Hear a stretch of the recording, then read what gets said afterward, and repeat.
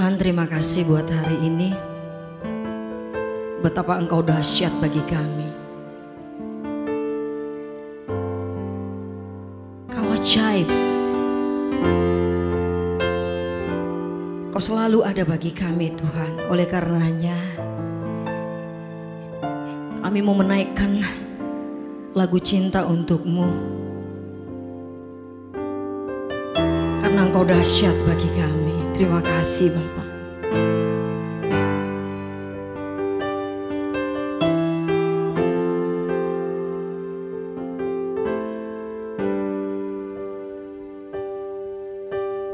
Tak sebatas lagu, tak sebatas perlu, ku datang Tuhan. Tak hanya berkat-Mu menyentuh hatimu, rinduku Tuhan. Selidiki hatiku, apa ku sungguh mengasihi-Mu. Tuhan, ini yang ku punya, kehidupan yang telah Kau beri. Kasih-Mu buatku mengerti, hidupku ini lagu cinta untuk-Mu.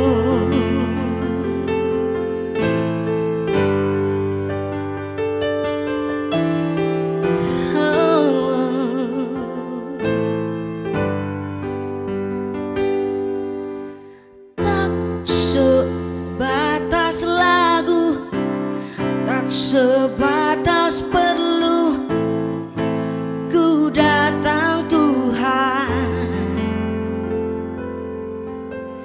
Tak hanya berkat-Mu menyentuh hatimu, rinduku Tuhan. Selidiki hatiku, apa ku sungguh mengasihi-Mu. Tuhan, ini yang ku punya, kehidupan yang telah Kau beri. Kasih-Mu buatku mengerti, hidupku ini lagu cinta. Tuhan, ini yang ku punya, kehidupan yang telah Kau beri. Kasih-Mu buatku mengerti, hidupku ini lagu cinta untuk-Mu. Oh, lagu cinta untuk-Mu. Ini hidup kami Tuhan, kami bersyukur sebab Tuhan baik. Oh.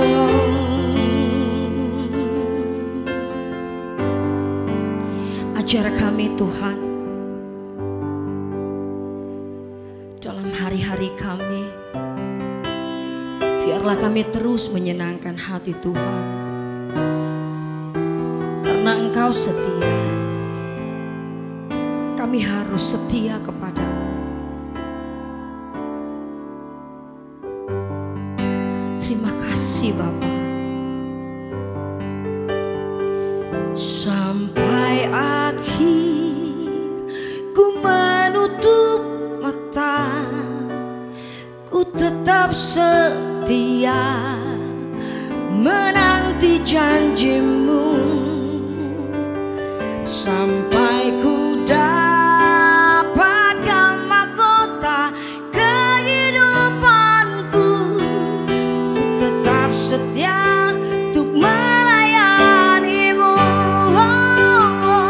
sampai akhir. Ku menutup mata, ku tetap setia menanti janjimu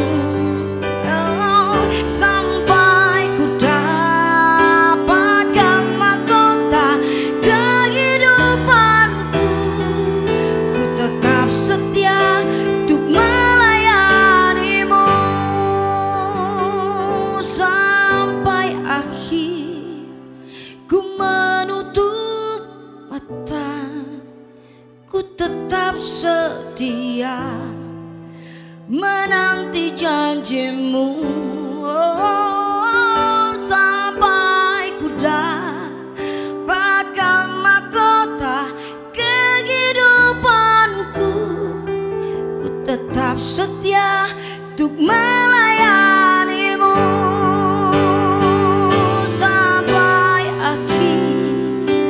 Ku menutup mata, ku tetap setia menanti janjimu sampai ku dapatkan mahkota kehidupanku. Ku tetap setia untuk melayanimu. Ku tetap setia, tetap setia, tetap setia untuk melayanimu.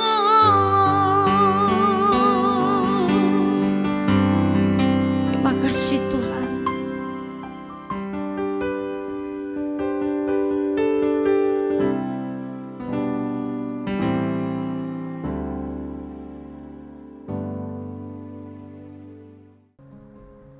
Saat ini saya ingin berbicara sebuah kebenaran yang sering tidak kita pikirkan, yaitu bahwa kita manusia adalah makhluk spiritual. Kita seringkali hanya sadar bahwa manusia adalah makhluk jasmani, tetapi sebenarnya manusia adalah makhluk spiritual. Itu ditandai bahwa setiap kehidupan kita tidak pernah dipuaskan dengan hal-hal yang bersifat jasmani. Betapapun mungkin kita sudah menggapai segala keinginan, segala apa yang kita harapkan, kita mungkin terpenuhi segala kebutuhan jasmani kita menjadi orang terkenal sekalipun, namun ada hal yang kosong di dalam hati kita. Kita tetap tidak puas dengan kehidupan ini.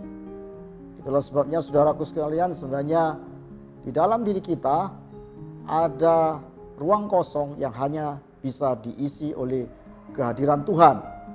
Itu sebabnya setiap kita sebenarnya adalah manusia spiritual yang membutuhkan kehadiran atau punya hubungan dengan Tuhan. Saudaraku sekalian, di saat-saat ini kalau kita melihat Eropa, ada banyak gereja yang tutup karena kehidupan di sana orang lebih memenuhkan akan hal-hal yang bersifat jasmani, kebutuhan-kebutuhan jasmani, rasionalitas mereka dipenuhi.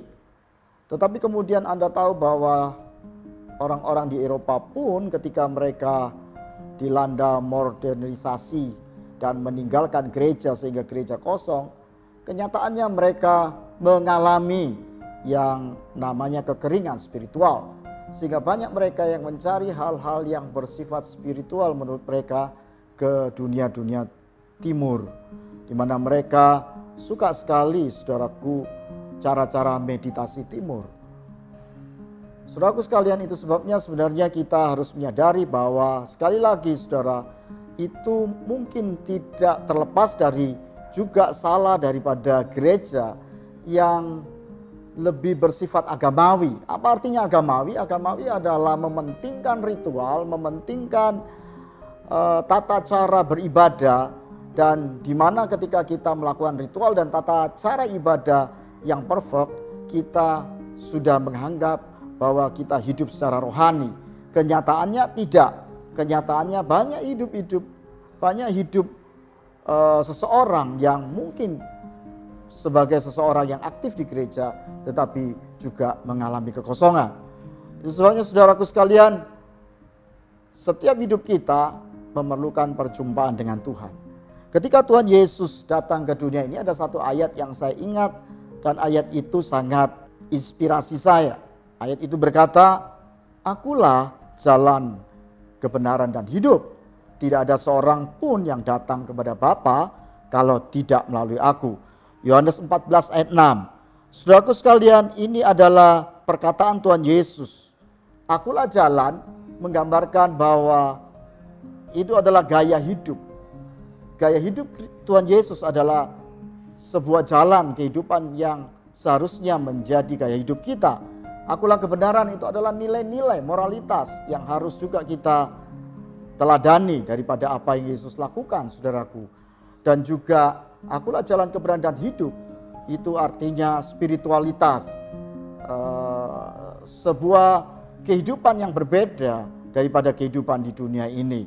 Saudaraku, sebenarnya setiap kita dibenarkan bukan karena perbuatan-perbuatan baik kita atau aktivitas agamawi kita, tetapi hidup kita dibenarkan, kita dihidupkan karena apa yang Kristus sudah lakukan. Ia membuka jalan kehidupan setiap kita sehingga kita punya kehidupan yang bisa berhubungan dengan Bapa oleh karena Dia yang sudah menebus kita di kayu salib. Dan salib itu adalah bukti kasih Tuhan. Jadi apa kehidupan spiritualitas itu, saudaraku? Kehidupan spiritualitas adalah kehidupan di mana kita mengalami kasih Tuhan. Kita mengalami cinta Tuhan. Kita bisa melakukan kebenaran kalau kita bisa mengalami cinta Tuhan. Dan itu sebabnya saudaraku, setiap kita harus punya pengalaman mengalami cinta Tuhan. Ketika kita bisa mengalami cinta Tuhan, kita bisa membalas cintanya itu dengan segenap hati kita, sehingga kita bisa mengasihi sesama kita seperti diri kita dikasihi oleh Tuhan. Akibat seseorang yang mengalami perjumpaan dengan Tuhan, saudara, sikap orang itu akan berubah. Orang itu akan mudah memahami orang lain. Sedang kalau kita berjumpa dengan agama, kita akan suka menuntut kesempurnaan orang lain juga. Kalau kita melakukan sesuatu, saudaraku, yang lebih baik daripada orang lain, kita menuntut juga orang lain melakukan hal-hal yang baik juga. Kalau kita melakukan kebaikan, kita juga menuntut orang lain melakukan kebaikan. Nah, itu sebabnya ada perbedaan yang jauh sekali antara hidup spiritual dan hidup religius atau hidup secara agama. Hidup secara spiritual, saudaraku sekalian, bisa mengampuni orang lain. Hidup secara agamawi, saudara, kita cenderung menghakimi orang lain, menilai orang lain. Hidup secara rohani atau secara spiritual suka berkorban. Sedang hidup agamawi, saudaraku, suka menyalahkan orang lain. Tetapi kalau Anda hidup spiritual, Anda hidup rohani, maka saudaraku, Anda itu bagaikan sumber mata air, di mana Anda bisa membawa sukacita, membawa kedamaian bagi orang lain. Tetapi jika hidup Anda hanya hidup religi atau hidup agamawi, Anda seperti spon yang di dalamnya, saudaraku, ingin menyerap air yang ada di sekitar Anda. Air adalah lambang hidup spiritualitas. Hidup agamawi adalah seperti spon, saudaraku. Hidup yang egois, hidup yang menyedot sekitarnya. Hidup spiritual adalah hidup yang membangun. Hidup agamawi, hidup yang menghancurkan. Spiritualitas adalah Anda mengalami Tuhan. Sedang agamawi, Anda berusaha melakukan ketaatan agama supaya dikasihi Tuhan. Cek hidup Anda. Apakah Anda sudah hidup secara spiritual, secara rohani, atau sebenarnya Anda masih hidup secara agamawi, sehingga tidak ada damai sejahtera yang keluar dari sumber hati Anda. Anda masih penuh dengan kehidupan di mana ada kekosongan di dalam hati Anda. Anda kelihatan sekali mungkin berbakti atau aktif di dalam ritual keagamaan, tetapi Anda jauh daripada Tuhan, jauh daripada hidup rohani. Izinkan Anda membuka hati Anda supaya kasih Tuhan memenuhkan hati Anda dan memberikan kepuasan di hati Anda, sehingga hidup Anda menjadi sumber damai bagi banyak orang. Semoga setiap kita terus mengalami kasih Tuhan yang tidak ada habis-habisnya. Amin.